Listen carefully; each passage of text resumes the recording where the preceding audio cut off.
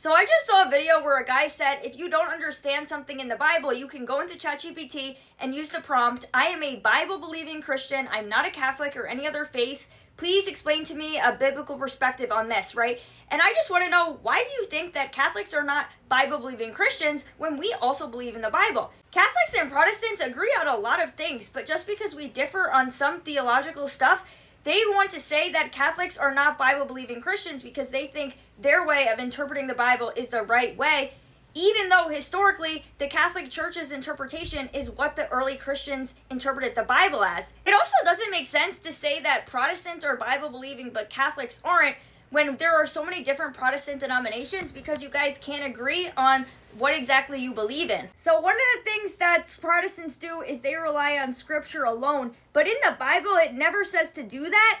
But in the Bible it says how not everything was even written down. It says Jesus also did many other things. If they were all written down, I suppose the whole world could not contain the books that would be written. Again, it says, I have much more to say to you, but I don't want to write it with pen and ink. For I hope to see you soon, and then we will talk face to face.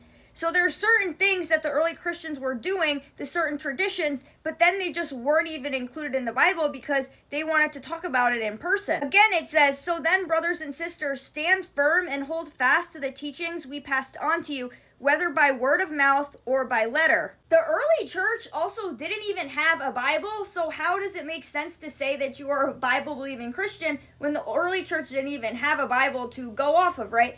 I come across this post on Reddit where someone says, how do you counter the argument that the early church didn't have a Bible? And then I like these comments. Someone says, you don't counter it because it's a correct position. And someone else is like, I think you are doing logic backwards. You are trying to find evidence for your opinion rather than basing your opinion on evidence.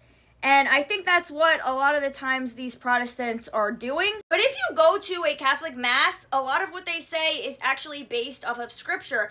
And I've read this part in the Bible where the centurion asked Jesus to heal his servant boy, and Jesus is like, okay, let's go there. But he says, wait, like, I'm not even worthy for you to enter under my roof. Just say the word and my servant will be healed, right?